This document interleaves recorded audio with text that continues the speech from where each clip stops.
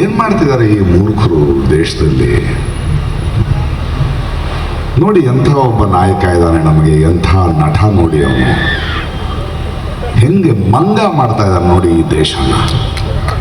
ನೋಡ್ತಾ ಕೂತ್ಕೊಳ್ಳೋಣ ಬೇಡ್ರಿ ನಾವು. 2019ರಲ್ಲಿ ಗುಹೆ ಸೇರ್ಕೊಂಡ ಕ್ಯಾಮ್ರಾಮನ್ ಜೊತೆ ಫೋಟೋ. ಈ ಎಲೆಕ್ಷನ್ ಬಂತು, ಅಂಡರ್ ವಾಟರ್ ಹೋಗಿದ್ದಾನೆ, ನೀರೊಳಗೆ ಕ್ಯಾಮ್ರಾ ಹಿಡ್ಕೊಂಡ. ಅಲ್ಲ, ಏನು ದೇಶದ 20ನೇ ಶತಮಾನದ ನಾಯಕನೇನ್ರಿ ಆ ಮನುಷ್ಯ? ಎಷ್ಟು ನಂಬಿಕೆ ಅಲ್ಲ ನೋಡಿ.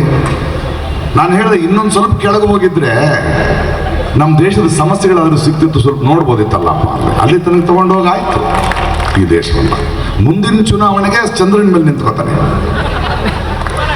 ನಾನು ಯಾರೋ ಕೇಳಿದ್ರು, ಸರ್ ಈಗ ಇಲ್ಲ ರಾಜ್ಕುಮಾರು, MGR, NTR ಥರ ಸಿನಿಮಾ ನಟರು ರಾಜಕಾರಣಕ್ಕೆ ಬಂದರೆ ಹೇಗಿರುತ್ತೆ ಅಂದರು.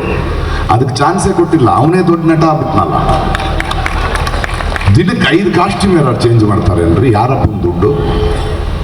Camera department. ಮೊನ್ನೆ ಒಂದು 11 ದಿನ ಉಪವಾಸ ಮಾಡಿ ನಡ್ಕೊಂಡು ಓಡಾಡಿದ್ದಾನೆ. ಅಂದರೆ ಒಂದು ದೇಶ ಒಬ್ಬ ಪ್ರಧಾನಿ ಇಲ್ಲದೆ 11 ದಿನ ನಡೀತು ಅಂತ ಅರ್ಥ. ಸಬ್ಕೆ ಸಾಥ್ ಸಬ್ಕೆ ವಿಕಾಸ್, ಅಯ್ಯೋ ಬೇಡೋ ಆಜ್ ರಾತ್ 12 ಬಜೆ ಸೆ ಕರ್ಕಶವಾದ ಲೌಡ್ ಸ್ಪೀಕರ್ ನಿಜವಾಗ.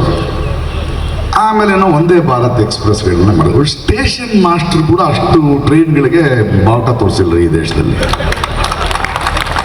ಒಬ್ಬ ಸ್ಟೇಷನ್ ಮಾಸ್ಟರ್ ತೋರಿಸೋಕ್ಕೆ ಸಾಧ್ಯ ಇಲ್ಲ. ಮಣಿಪುರ ಹೊತ್ತೊರಿತಿದೆ. ಯಾವುದೋ ಒಂದು ಇದರಿಂದ ಬಂದ ಮನುಷ್ಯ, ಯಾವುದೋ ಆಫ್ರಿಕಾಗೆಲ್ಲ ಹೋಗಿ ಬಂದು ಒಂದು ಟ್ವೀಟ್ ಮಾಡ್ದ ಮನುಷ್ಯ.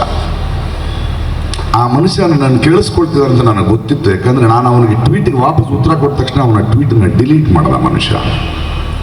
ಅವನು ಎಂಥ ಟ್ವೀಟ್ ಮಾಡ್ದ ಅಂದರೆ, ನಾನು ಅಲಹಾಬಾದ್ನಲ್ಲಿ 5 ವಂದೇ ಭಾರತ್ ಎಕ್ಸ್ಪ್ರೆಸ್ಸನ್ನು ಇನಾಗ್ರೇಟ್ ಮಾಡ್ತಿದ್ದೀನಿ ಅಂತ.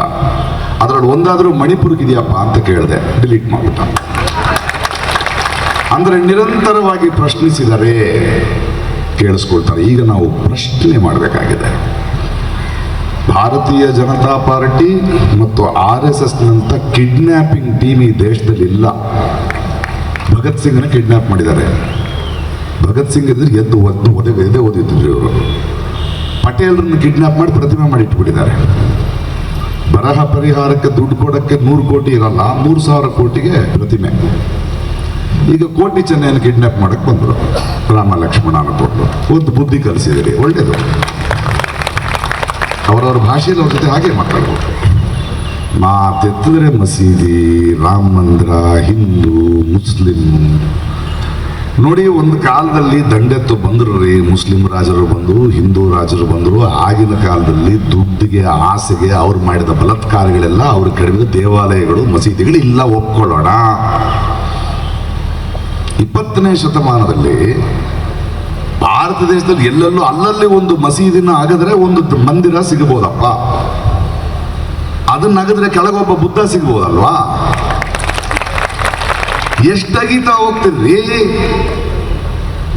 ಒಂದು ಅದ್ಭುತವಾದ, ಸುಂದರವಾದ, ಅಭಿವೃದ್ಧಿ ಹೊಂದಿರುವ ನಗರವನ್ನು ನೀವು ಅಗದ್ರೆ ಕೆಳಗೆ ಹರಪ್ಪ, ಮೊಹಂಜದಾರೋ ಸಿಗಬಹುದು. ವಾಪಸ್ ಹೋಗ್ತೀರಾ?